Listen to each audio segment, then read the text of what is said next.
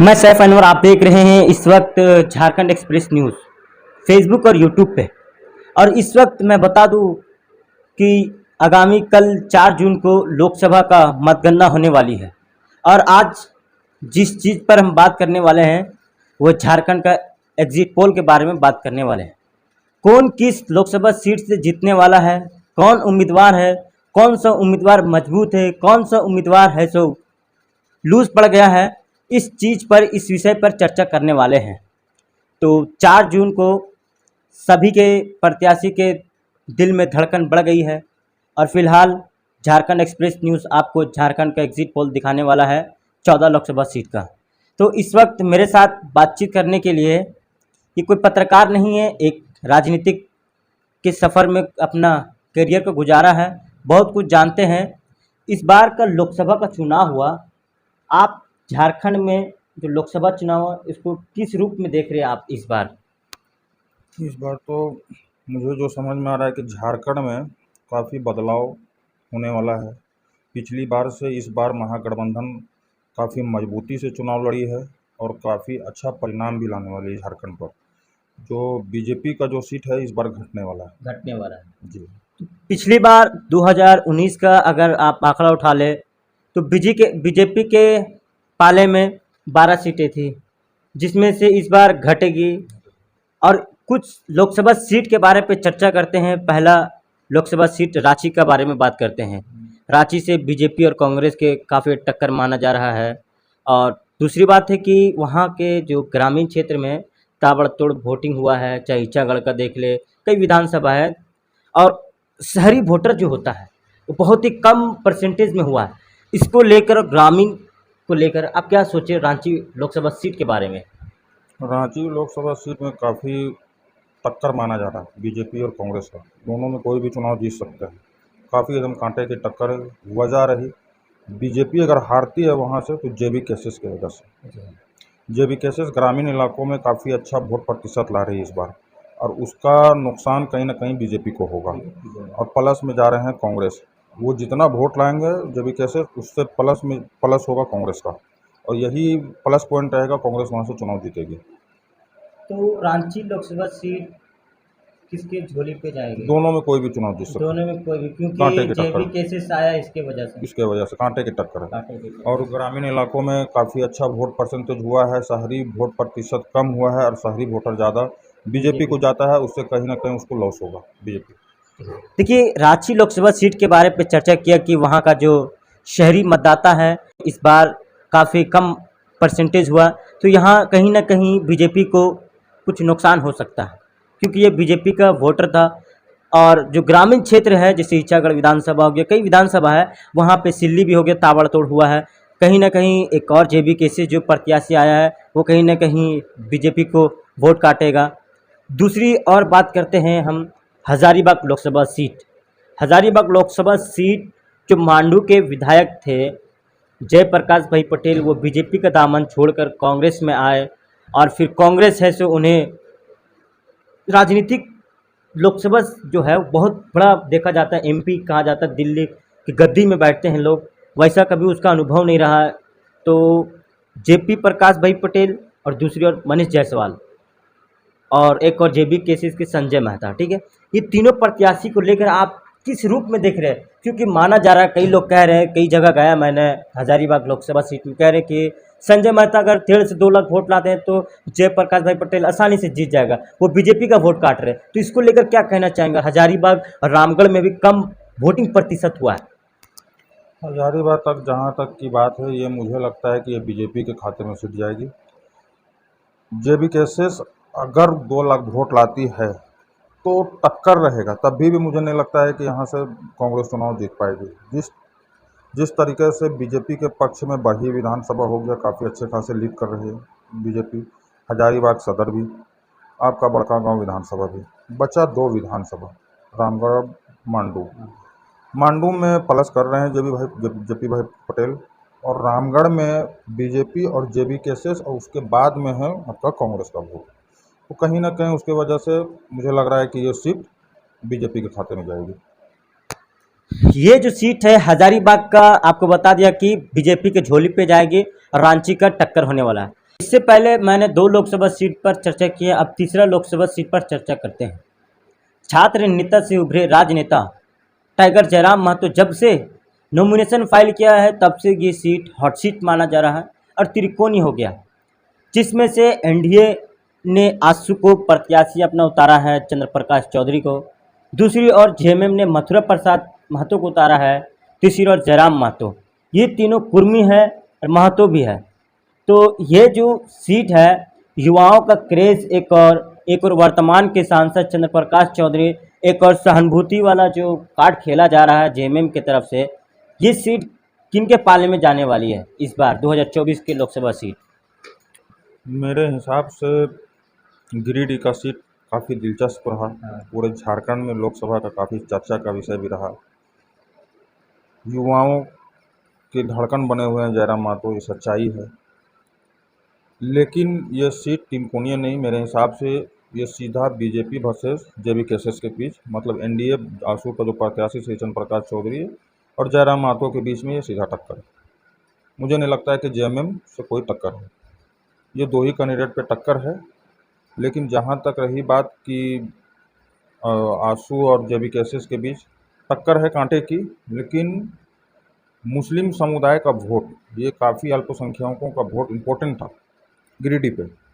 अगर ये वोट अगर 30% भी अगर जयराम महतो अपने पक्ष में अगर कन्वर्ट किए होंगे तो जयराम महतो आराम से चुनाव जीत सकते हैं। लेकिन अगर वो अपने पक्ष में करने में नाकामयाब रह गए तो आसू वहाँ से आराम से चुनाव जीती हुई नजर आ रही है। क्योंकि जयराम महतो कल एक मीटिंग किया था अल्पसंख्यक सभा का भी समीक्षा बैठक किया था, उसमें बहुत लोगों ने कहा कि मुस्लिम समुदाय के लोग, चाहे आवाम हो, जितने भी लोग कह रहे थे कि मैंने आप ही को वोट दिया है। ये देखिए अल्पसंख्यक कह रहे, खुद से कह रहे, और दूसरी ओर लोग चंदा दे रहे हैं। अगर मान के चलिए आप ही किसी को चंदा दीजिएगा तो आप किसको वोट दीजिएगा? ये वोट में कितने परसेंटेज पर ये मतलब तब्दील हुआ है वो देखने की बात है, कहने की बात नहीं है। हम 20 लोगों को वहाँ पे बैठ करके बोल देंगे कि हम आपको वोट दिए, तो 20 लोग और लोगों ने कितने परसेंट वोट दिया है, ये क्योंकि कोई छोटा लोकसभा है नहीं, 6 विधानसभाओं का एक लोकसभा है गिरिडीह, बहुत बड़ा इलाका है काफ़ी। तो ये देखने वाली बात है कि वो परसेंटेज में कितना बदलता है, वोट पे कितने तब्दील हुए, वो देखने की बात है। तो देखिए गिरिडीह लोकसभा क्षेत्र जो है हॉट सीट इसलिए माना जा रहा था कि जयराम महतो कम समय में चर्चित होने वाले नेता है, और सबसे इम्पोर्टेंट, सबसे अहम जो सवाल माना जा रहा है वो अल्पसंख्यकों का वोट, मुस्लिम समुदाय का वोट। अगर मुस्लिम समुदाय का वोट अगर वो जयराम महतो या फिर एक और चंद्र प्रकाश चौधरी है जिसके पाले में जाती है ज़्यादा वोट प्रतिशत, वो इस सीट को आसानी से निकाल लेगा। ठीक ना? सही बात है? नहीं, मुस्लिम वोट जैसे ज़्यादातर हम लोगों को जो जानकारी है वहाँ पे हम लोगों ने जो है, तो जेएमएम को काफ़ी अच्छा खासा अल्पसंख्यक समुदाय को लोगों ने वोट किया है। अगर उसमें से 30% या 35% भी अगर जयराम महतो के पक्ष में अगर वोट किया होगा, उससे काट करके, जेएमएम से काट करके 100 में से, तो जयराम महतो आराम से वहाँ से चुनाव जीत सकते हैं। अगर मुस्लिम समुदाय के वोटों को वो अपने पक्ष में तब्दील नहीं करने में नाकामयाब हुए होंगे तो मुझे लगता है कि फिर वहाँ से आसू आराम से चुनाव जीत जाएगी। तो आपने सुना गिरिडीह लोकसभा क्षेत्र का एग्जिट पोल। अब चौथा लोकसभा सीट के बारे पे चर्चा करते हैं, वो धनबाद लोकसभा सीट। एक और कांग्रेस के प्रत्याशी जो अनुपमा सिंह है, जो अनूप सिंह के पत्नी है, और दूसरी ओर ढुल्लू महतो। एक समय में बहुत चीज़ें वायरल भी हुआ, ऑडियो भी वायरल हुआ उनके साथ, जो जेवीकेएसएस के इखलाक अंसारी है उसके साथ। कहीं ना कहीं पहले बताइए कि जो ऑडियो वायरल हुआ, क्या ये वोट को कुछ तब्दील कर पाएगा या फिर वोट का समीकरण बिगाड़ रहा है ढुल्लू महतो? देखो, सबसे पहली बात कि ढुल्लू महतो बीजेपी के प्रत्याशी हैं, काफ़ी उनके ऊपर केसेस हैं, काफ़ी लोग वहाँ के बीजेपी के कार्यकर्ता भी नाखुश थे उस कैंडिडेट को उतारने के बाद। और रही बात कांग्रेस की, तो कांग्रेस काफ़ी अच्छा परफॉर्मेंस कर रही है वहाँ पे, उम्मीद से बढ़ करके। काफ़ी मेहनत किए हैं अनूप सिंह और उनकी धर्मपत्नी भी प्रत्याशी हैं जो कांग्रेस के, दोनों ने काफ़ी ताबड़तोड़, और कांग्रेस के एक एक कार्यकर्ता ने वहाँ पे हमने देखा है कि काफ़ी अच्छे तरीके से मेहनत, और जैसे चुनाव लड़ना चाहिए वैसे उन लोगों ने चुनाव लड़ा है, और काफ़ी कांटे की टक्कर है। हम ये नहीं कह सकते हैं कि बीजेपी वहाँ से आसानी से चुनाव जीत जा रही है, या फिर हम ये भी नहीं कह रहे हैं कि कांग्रेस भी आसानी से वहाँ पे चुनाव जीत जा रही है। दोनों के बीच एकदम रांची और धनबाद, ये दो सीट ऐसा है एकदम कांटे की टक्कर है, एकदम बिल्कुल कांटे की टक्कर है। हम ये नहीं कह रहे हैं कि बीजेपी वहाँ से आराम से चुनाव जीत जाएगी या कांग्रेस भी चुनाव जीत जाएगी। झारखंड के 3-4 सीट ऐसे हैं जो एकदम कांटे की टक्कर है। तो धनबाद का भी सीट कांटे की टक्कर है। इससे पहले भी आपने सुना था रांची का सीट भी कांटे की टक्कर है। अब चले जाते हैं हम लोग जमशेदपुर। जमशेदपुर में एक विद्युत वरण महतो है और एक और समीर मोहांती है। समीर मोहांती जो जेएमएम के हैं और विद्युत वरण महतो पिछले 2 टर्म के सांसद भी रहे। एक समय में दोनों साथ में चुनावी प्रचार प्रसार को भी करते थे, मतलब एक दूसरे को दुआ भी करते थे कि किस तरह से ये चुनाव को जीत जाए लोकसभा सीट को। तो आपको क्या लगता है जमशेदपुर में ये सीट किसके पाले में जाने वाली है? अभी हमने कहा कि झारखंड में 3-4 सीटें ऐसी है जो कांटे की टक्कर है, उनमें जमशेदपुर भी आ रही जमशेदपुर भी है। है। जमशेदपुर में भी कांटे की दोनों की टक्कर है। शायद वहाँ पे कांटे की टक्कर होने की वजह है कि बीजेपी के जो दो बार के जो पूर्व सांसद हैं उससे काफ़ी लोग नाखुश थे। उम्मीद जताई जा रही थी चुनाव से पहले कि वहाँ पे जेएमएम से आस्तिक महतो को कैंडिडेट बनाया जाएगा, और उससे काफ़ी लोग खुश भी थे कि अगर आस्तिक महतो अगर चुनाव लड़ते हैं तो जैसा माहौल बना हुआ था, हम खुद वहाँ पे थे, लोगों पे काफ़ी एक अलग बदलाव का लहर देखा जा रहा था। और लेकिन किसी कारण से उसे टिकट नहीं मिला। पार्टी का अपना डिसीजन होगा, अपना निर्णय होगा, तो जिसे भी कैंडिडेट बनाए। अगर आस्तिक महतो अगर चुनाव लड़ते तो शायद परिणाम कुछ और बेहतर होता है। बहरहाल जो भी कैंडिडेट, लेकिन वहाँ पे भी कांटे की टक्कर माने जा रही है। काफ़ी अच्छा जेएमएम भी वहाँ पे परफॉर्मेंस कर रही है और बीजेपी भी कांटे की टक्कर में है। दोनों जमशेदपुर भी कांटे की टक्कर है, बिल्कुल कांटे की टक्कर है। ये तीसरा लोकसभा सीट है जो कांटे की टक्कर है, वो जमशेदपुर है। दोस्त को दुश्मन मान रहे हैं या दुश्मन दोस्त मान रहे हैं, ये जमशेदपुर का सीट था। अब बात करते हैं सिंहभूम लोकसभा सीट। सिंहभूम लोकसभा सीट में जो गीता कोड़ा है 2019 के कांग्रेस के सांसद भी है, पर वो अपना दल को बदल दिए। ये क्या वजह रहा है वो फिलहाल उसको छोड़ देते हैं हम लोग। तो जब से वो कांग्रेस का दामन छोड़े बीजेपी में आए, बीजेपी तुरंत उन्हें प्रत्याशी बना दिया। और दूसरी ओर जेएमएम ने जोबा मांझी को उतारा है। तो इस सीट को लेकर सिंहभूम आपका क्या समीकरण कह रहा है इस बार? इस बार वहाँ पे अच्छे खासे मार्जिन के साथ जेएमएम वहाँ पे सिंहभूम से चुनाव जीत रही है। गीता कोड़ा चुनाव हार रही है। ये कन्फर्म सीट मतलब जेएमएम का माना जा रहा है।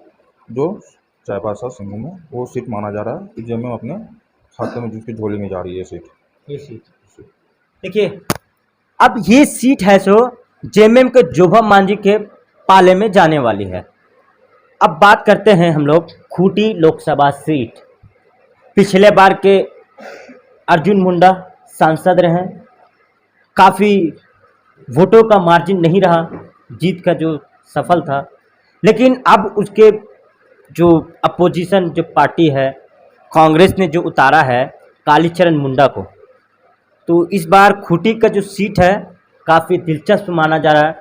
वहाँ पे जब से नॉमिनेशन फाइल किए उसके बाद ताबड़तोड़ चुनाव प्रचार प्रसार किए। पिछले बार उस तरह से चुनाव प्रचार नहीं हुआ था, लेकिन इस बार ज़मीनी हकीकत पर उतरकर मुद्दों को उठाकर उसने बायोडाटा के साथ लिखा कि इस बार इस पर काम करेंगे अगर मैं जीतता हूँ। तो खूंटी लोकसभा सीट क्या कह रहा है इस बार? देखिए, खूंटी लोकसभा इस बार कांग्रेस के खाते में जा रही है और काफ़ी अच्छे मार्जिन से वहाँ पे कांग्रेस, जो कन्फर्म सीट है वो खूंटी है, काफ़ी अच्छे मार्जिन से वहाँ से चुनाव जीत रही है कांग्रेस बहुत अच्छे मार्जिन से। कालीचरण मुंडा वहाँ पे, अर्जुन मुंडा वहाँ पे चुनाव हारते हुए नजर आ रहे हैं। कांग्रेस का जो सबसे कन्फर्म सीट है वो है खूंटी लोकसभा। देखिए, कांग्रेस का सबसे अगर कंफर्म सीट माना जा रहा है तो वो खूंटी लोकसभा सीट है, जहां से कालीचरण मुंडा ने पिछली बार जीता था, लेकिन इस बार काफ़ी अच्छे मार्जिन से वो जीतेंगे। मैं आपको वहाँ का समीकरण भी बताया था कि कितने जनजातीय वहाँ के लोग रहते हैं। अब बात करते हैं लोहारदगा। लोहरदगा का सीट का आपका क्या समीकरण कह रहा है इस बार? क्योंकि वहाँ के कई लोग कह रहे थे कि उसको टिकट नहीं दिया जाए, इसको टिकट दिया जाए। इसमें भी बहुत ही लड़ाई का मार्जिन चला था वहाँ पर। नहीं, दूसरा अगर कांग्रेस का अगर कन्फर्म सीट माना जा रहा है तो वो है लोहरदगा। लोहरदगा। वहाँ पे भी आराम से कांग्रेस पिछली बार भी बहुत कम मार्जिन से वहाँ से चुनाव हारी थी और इस बार काफ़ी मेहनत और कहीं ना कहीं हेमंत सोरेन का जेल जाना ये कहीं ना कहीं बीजेपी के लिए सबसे बड़ा नुकसान दे रहा है।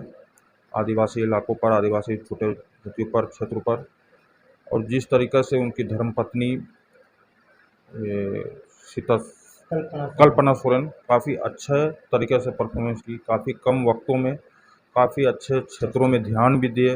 उनका कहीं ना कहीं प्लस पॉइंट कांग्रेस और जेएमएम को हो रहा है और लोहरदगा सीट भी मेरे हिसाब से कांग्रेस के पक्ष में जा रही है। कांग्रेस के पक्ष में आएगा लोहरदगा। बिल्कुल बिल्कुल कन्फर्म ना? कन्फर्म ये तो ये भी कन्फर्म हो गया कि लोहरदगा सीट भी कांग्रेस के झोली पे जाने वाली है। अब बात करते हैं राजमहल। राजमहल शिबू सोरेन का गढ़, मतलब सोरेन परिवार के लोग वहीं पे बसा करते थे। लेकिन एक और जहां निर्दलीय प्रत्याशी है लोबिन हेम्ब्रम, क्या वो वोट का समीकरण बिगाड़ सकते हैं? वो बिगाड़ सकते हैं तो किसका बिगाड़ सकते हैं? बीजेपी या फिर नहीं जेएमएम का? देखिए, वहाँ से आराम से मुझे लग रहा है कि 2 बार से सांसद भी रहे हैं जेएमएम का। पिछली बार भी आपने देखा होगा मोदी लहर के बावजूद, उससे पीछे भी 2014 और 2019 के लोकसभा के बावजूद भी वहाँ से जेएमएम अपना मजबूती के साथ चुनाव लड़ा और इस बार भी मुझे लग रहा है कि आसानी से जेएमएम वहाँ से सीट निकाल रही है और कोई किंतु परंतु आराम से वहाँ से चुनाव जीत रही है। आराम से कैसे निकलेगा? बिल्कुल, वहाँ पे वो जो उससे कोई किसी से कोई दिक्कत नहीं लग रहा है मुझे और वहाँ पे जेएमएम काफ़ी मजबूती से चुनाव लड़ी है इस बार और काफ़ी वक्त दिया है। सारे लोग कांग्रेस, जेएमएम, महागठबंधन के लोगों ने काफ़ी मेहनत किया है और आराम से चुनाव वहाँ से मुझे लग रहा है कि जेएमएम वहाँ से भी चुनाव जीतने में आसानी है। मोदी भी तो आके वहाँ पे जनसभा को संबोधित किया था कि अब की बार 400 पार में। से यहाँ से चुनाव जेएमएम जीत रही है। राजमहल का सीट भी ये जेएमएम के झोली पे जाने वाली है। अब बात करते हैं हम लोग कोडरमा। कोडरमा से सीपीआई प्रदीप यादव को दिया है टिकट, दूसरी ओर भाजपा ने तो अनुपमा देवी को दिया है। तो ये जो सीट है ये भी सीट कांटे की टक्कर माना जा रहा है, क्योंकि वहाँ का ग्राउंड रिपोर्टिंग में मैंने दिखाया था कि ये सीट जो सीपीआई के हैं, गरीबी नेता है और ज़मीनी स्तर से वहाँ पे जनता के बीच आके काम करते हैं। कोडरमा का क्या हाल है इस बार? कोडरमा में फिर से अनुपमा देवी वहाँ से चुनाव जीत रही है। बीजेपी कन्फर्म, बीजेपी वहाँ से चुनाव जीत रही है मेरे हिसाब से। इस पर बातचीत नहीं करते हैं। कोडरमा भी बीजेपी की झोली पे जाएगी। अनुपमा देवी आसानी से ये जीत दर्ज कर लेगी। अब बात करते हैं गोड्डा। निशिकांत दुबे और प्रदीप यादव के बीच टक्कर है। तो इस बार क्या है गोड्डा का समीकरण, क्या कह रहा है इस बार? मुझे लग रहा है कि ये भी सीट भी बीजेपी के खाते में जाएगी। गोड्डा भी आराम से। अब बात करते हैं पलामू। पलामू का क्या समीकरण इस बार, क्योंकि आरजेडी वहाँ का गढ़ भी माना जा रहा है। वहाँ से एक समय में चर्चा था कि सत्यानंद भोक्ता को टिकट मिलेगा और चुनाव प्रचार प्रसार में भी उतर गए थे। अब टिकट का नहीं चलते हैं, अब हम लोग एग्जिट पोल में आ गए। तो पलामू का एग्जिट पोल क्या कह रहे हैं इस बार? बीजेपी का सबसे कन्फर्म सीट माना जा रहा है पलामू बीजेपी की जिस तरह से खूंटी एग्जिट माना जा रहा था कांग्रेस का, उसी तरह से पलामू भी बीजेपी की। चतरा तो बीजेपी के चतरा भी बीजेपी जाएगी। देखिए, चतरा भी बीजेपी की झोली पे जाने वाली है। तो हूँ आखिरी लोकसभा सीट दुमका।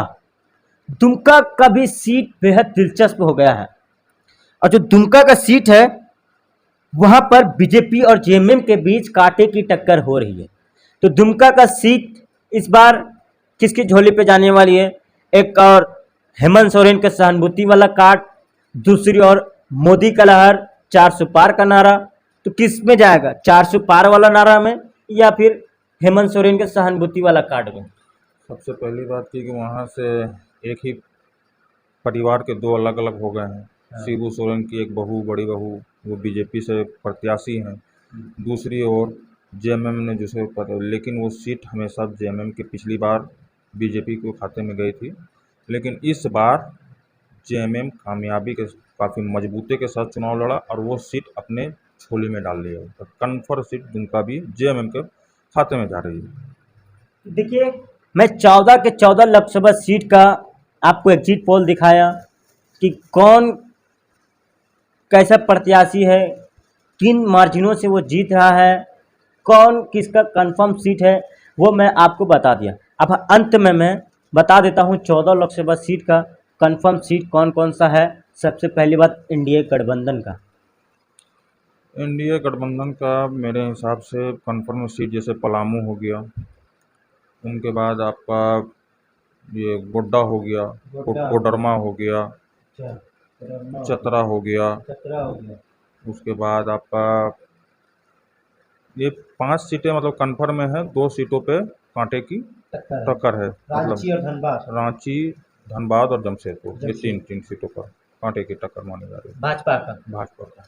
अब नहीं, बात इसमें कोई भी और जीत सकता है। अच्छा, और गिरिडीह का क्या समीकरण कह रहे? गिरिडीह गिरिडीह जेबी कैसे फंसे आंसू के बीच टक्कर है, लेकिन मुझे लग रहा है कि कहीं ना कहीं आंसू वहाँ से मार्जिन कम रहेगा, लेकिन चुनाव जीत जाएगी।